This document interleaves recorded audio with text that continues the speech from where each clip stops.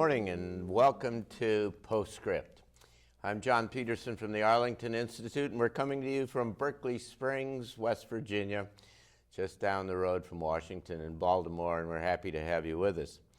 Every month we have a speaker series here in Berkeley Springs, sponsored by the Arlington Institute. We call it Berkeley Springs Transition Talks, and what we feature is different folks from around the country and from around the world, for that matter, who have something important and significant to say about the extraordinary kind of change that's going on in the world right now. And we are very pleased to have our guest today, Gregg Braden, our friend who's been here 4 times before. So?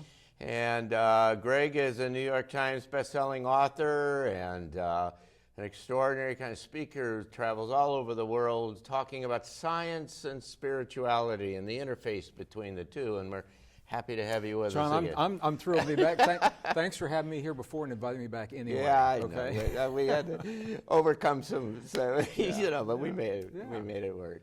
Yeah. So anyway, there's a lot of wonderful things and interesting things that have been happening in the world in the last year, and certainly from all indications, 2018 is going to be really kind of extraordinary.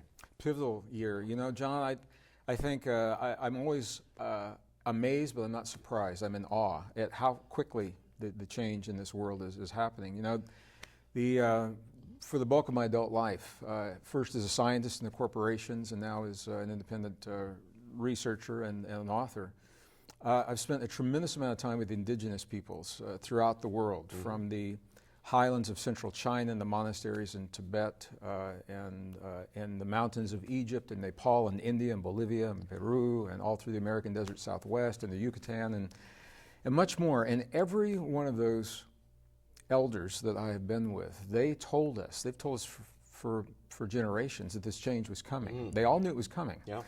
And I've also had the opportunity to be with just amazing scientists, engineers, spiritual leaders, political leaders, presidents. Everyone has known that the change was coming, and everyone that I've spoken with in the last couple of years is absolutely blown away at how fast it's happening. They knew it was coming, but they thought it was going to happen like slowly, gradually, over generations. They didn't think there would be a single pivotal generation that has to go through the kind of change. It's exponential. I mean, I started talking about this stuff like you did 20 years ago, almost, giving speeches around the Pentagon about all the converging trends. And then you're in the middle of it and you go, God, you know, it's everywhere. Well, it's, you know, for people, I'm a systems thinker. Yeah. I'm an earth scientist, I'm a degree geologist, an earth scientist by degree with a background in life sciences, so molecular biology and molecular chemistry and things like that. And it has helped me to look into the scientific papers that are published, usually in obscure journals very few people get to see. So the scientists are right on top of it. They know what's going on. They know that we are in the presence of a cycle.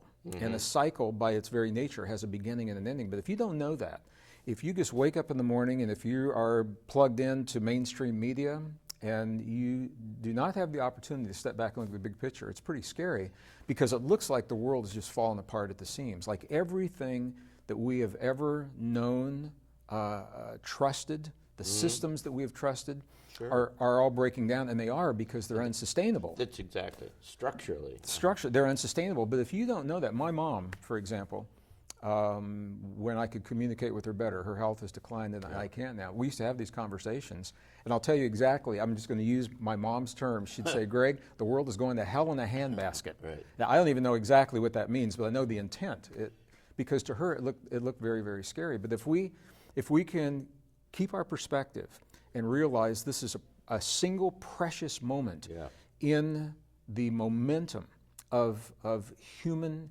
evolution and in the evolution of civilization. And it's when everything breaks down that we have the greatest opportunity to implement change and to implement new ideas, because that's when there's a willingness to accept them. I recognize this when I was working in the corporations during the Cold War years. New ideas, nobody wanted the new ideas, everything's working. Yeah. But when things start to break down and fall apart, that's when there's an opening for new ideas. So everything is up for grabs right now. It's an interesting theory, because, you know, if there are no threats to the status quo, nothing changes, right? Right. Everybody keeps on going the way they want to. And so, in order to make progress, essentially, Yeah. what you need is some kind of disruption of the status quo, and that then generates the opportunity for those who are in the middle of the process to rise to the occasion and make the decisions to go in the new direction. Absolutely, and so many people, John, they're looking out there at the system, and that is important. And past works, past books, I've identified that there are actually 3 cycles that are converging right now. There's the climate cycles many of us are aware of, economic cycles not many people are aware of, and the one that very few people, I had the opportunity to speak at the UN with Dr. Bruce Lipton recently. And I spoke at the UN about conflict cycles, and they had never heard of conflict cycles. They said, doesn't human conflict just happen when it happens? And I said, well, it can, but I said it's largely regulated, and you can plot this on a graph. Human conflict is directly linked to cycles, magnetic cycles between the sun That's right. and the earth, and when those magnetic fields are high, we are more cooperative, less aggressive. When they are low, we're very aggressive, and we are in a low point until the year 2020. Doesn't mean that we must have conflict. I want to be really clear to my camera here. It doesn't mean we must have conflict, but it means we are susceptible and we are vulnerable. And it's also, this is the key, it is also the greatest opportunity for peace, because when we are in that vulnerable place, when we take the precautions, when we go the extra mile, we extend the olive branch, when we become very good listeners to our adversaries. And this is between nations or in our own living room with our own families and our most intimate partners. It works across the board. That is when we have the breakthroughs in communication. Well, So, the point you make about cycles is really important, because what you have here is a confluence of cycles that are all showing up at the same time. Martin Armstrong, I don't know if you know who he is. I do, but, yeah. Martin Armstrong has got computer models that he developed at the CIA, and other people tried to get from him, and they threw him in jail because he wouldn't give them their stuff. But Martin Armstrong is highly accurate in terms of the projections out of his suit, and his whole capability is all based upon cycles, and what he sees is this confluence of all of these cycles coming together that is driving the major change. And just one other point is that what he also sees is that food prices go up significantly starting next year, 2019, driven in part by the temperature going down, moving ourselves into an area of a kind of a mini ice age. Well, as a geologist back in the 70s and 80s, I was looking at this, and it was before climate change was in vogue, although climate change has always been happening. We were looking at the ice cores out of Antarctica from an area called Vostok Lake, which was done in 1980s. And those cycles, the ice scientists, they recognized the climate was changing. They didn't know where it was going to go. They didn't know the cause, but they said, let's capture as much data as we can before the ice is destroyed, and then we'll have it, and we can go back and figure it out.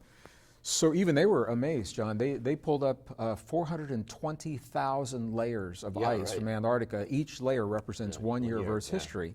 So they could compare that to today, and I'll tell you, it's like clockwork. The rise and the fall of global temperatures, and we're right on track for a warming.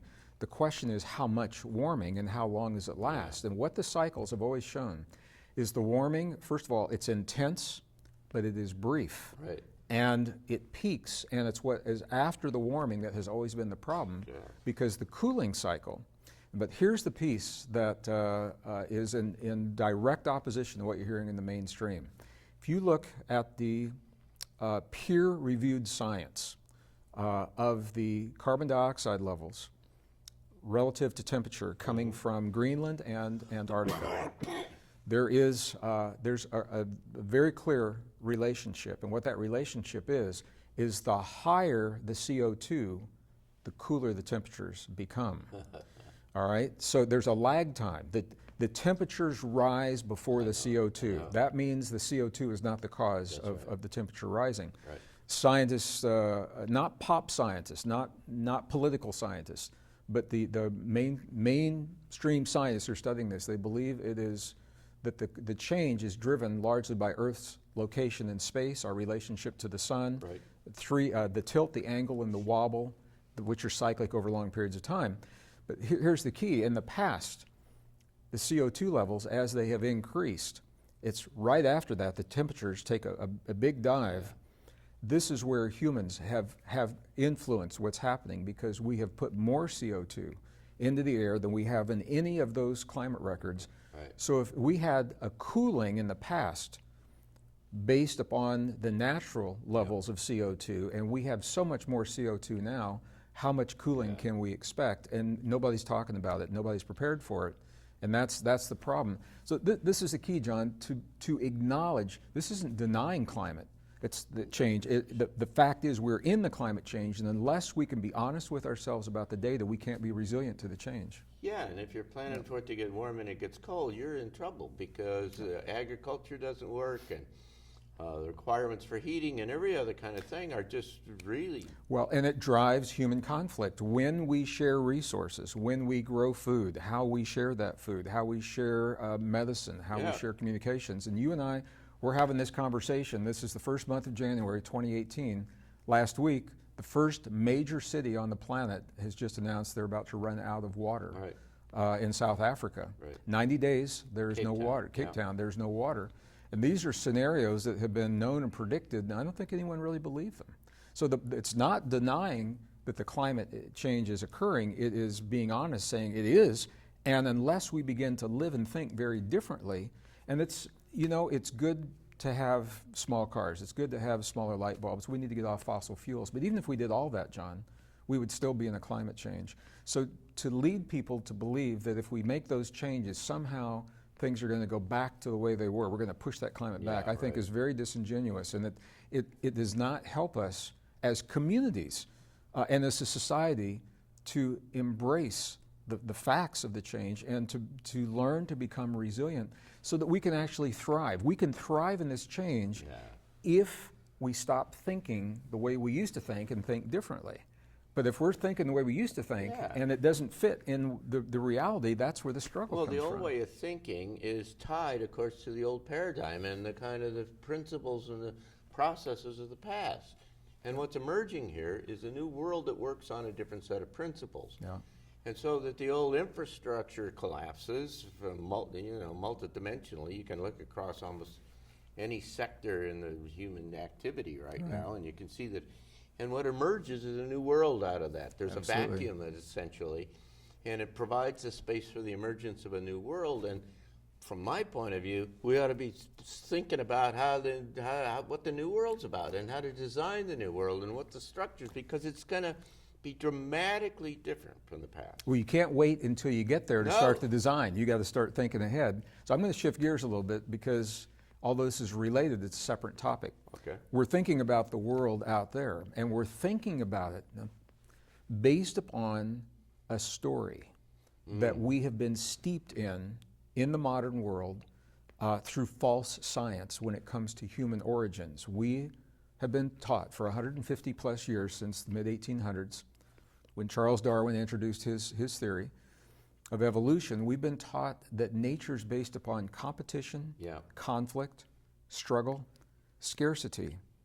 And people say to me all the time, John, they say, 1859, this is the 21st century, big deal, what difference does it make? It's a good question, because although it was 150 plus years ago, the society that we live in now was being formed when those ideas were embraced.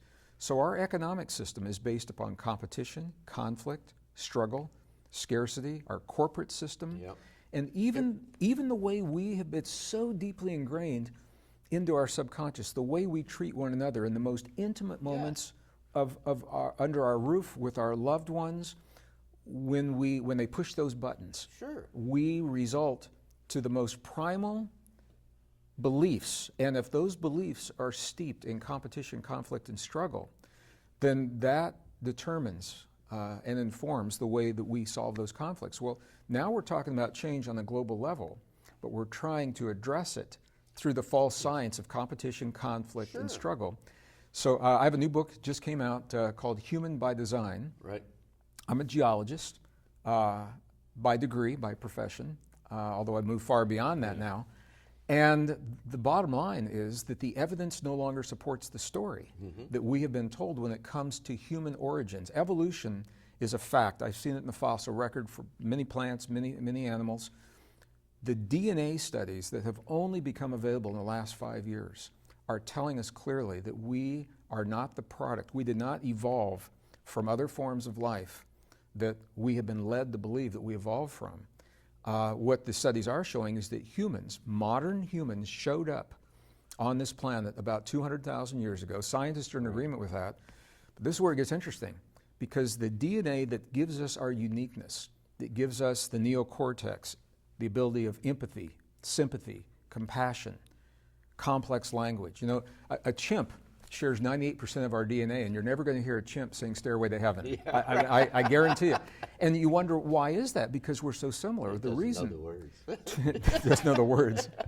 No, 200,000 years ago, when we showed up, and this is really important, the genetic changes that give us our uniqueness did not occur slowly, gradually, over a long period of time, as evolution would suggest. They happened quickly. They happened, there are DNA fusions, and after the fusions occurred, we see fusions in biology. What's important to me is after the fusions occurred, there was a tweaking, a modification of that fusion to remove any redundant features, to make it very strong and stable. Two little DNA letters were switched at exactly the same time. That gives us the ability to connect our tongue and the muscles in our mouth with parts of our brain for speech. That happened all at once, and we haven't changed since we appeared 200,000 years ago. So what the science now is showing, and this is peer-reviewed science, this isn't pop science. Right. You're not going to see this in the mainstream classrooms, textbooks, or documentaries. But it's telling us, number one, that we appeared, we haven't changed. Number two, that nature is actually based upon cooperation, not competition, and what biologists call mutual aid. So here we are, and I'm a systems guy, I'm looking at the big picture. Yeah. We're looking at the convergence of all these cycles that's forcing us to think differently about ourselves and one another and to live differently so that we can thrive in the change. And for people waiting for the world to go back to normal, this is the new normal. Yeah. So there's nothing to go back to. Yet, you can't go back. Even yet the new. Yeah. I mean, it's. Well, yeah, you can't go emerging. back to a world that no longer exists. So for me, the real opportunity here, if we're going to evolve and transcend and literally thrive, that it's possible to thrive in the new world, changing the way we think, we begin by thinking differently about ourselves. And I think people are willing to do it if they have a good reason. And the science, peer-reviewed science, is now giving us the reason to see ourselves in a world of cooperation, to see ourselves as something very precious. Life is so precious and very unique and very special, rather than devalue the human life. So let's just share a quick story. I take people into Peru every year. Right. And I came back a couple of years ago. And when I'm there, I unplug. I don't listen to any news. So I came back through the Dallas-Fort Worth airport. I was going to my gate to go make my connecting flight. And every gate that I passed, they had a news station on, and I was getting a fast forward of what I'd missed when I was in Peru, and it was a scary world. But it was all about hate, John. It was about hate crimes based upon the color of our skin, hate crimes based upon our religion, hate based upon our sexual orientation, cyberbullying of young people. And in this case, a young person committed suicide because he believed what his peers had written. He didn't have that rock solid foundation of self-knowing. Right. And so this is where, if we're going to create the kind of society and build the kind of world that you know is possible, and I know is possible, it's good to pass laws. We passed the hate crime law, and it's good to do that, but those laws don't prevent the problem. We've got to go to the core of the problem, to the thinking. Anything else is a Band-Aid. Band-Aids are good, but they're temporary. So it's when we go to the core of the thinking and begin sharing with our young people, and this isn't about religion. And people say if it's not evolution, it must be creationism. There are other possibilities. We can't get into it in this program, but it doesn't mean that it's binary, one or the other. It means there's something very unique, very precious, very special about human life, and that's different than teaching evolution that's very sterile, that says these random mutations just happened at the right time, and here we are. And the reflection of that thinking, human life is so devalued, it's not relished, it's not cherished. The only way to create the kind of hate that we see in the world today is because the thinking that is underlying that hate says this life has no value. And so when we begin to change that, then there's an opening to cooperate for the kind of things that you're talking about right now. And because we begin to think, how can we give and contribute to the world rather than how can I get, and how can it help me? And that's a very different way of thinking. As you suggest, there's a philosophical shift that has to happen, almost an existential kind of philosophic framework that starts to say, who am I? How's this world work? Everything else in a whole kind of different way. And as you know, I've spent some time trying to think about this emergent kind of new world, and you have to start with what are the underlying principles, the underpinnings of that frame your perspective of how the world works, and who am I, and how does this larger work, and what's sure. Yeah. Well, but it's reflected, the new economy, for example. We know the economy that we have right now, it affects everyone, and it's unsustainable in the way it is. And I just want to say to our viewers, when I talk about economies, it doesn't always mean money. It can, but I've been in parts of the world that have very successful economies, and there's no money involved. So economies aren't so much about money, it's about us. It's about people and relationships and how we share the vital resources that we need every day, food, water, medicine. Money can be a part of that, but that thinking is changing now. And when that fundamental shift occurs, then it makes sense. Then we want to come together and build clean, green, renewable sources of living. And here's the key for me. The better we know ourselves, the less we fear change in the world. And the better we know ourselves, the less we fear one another.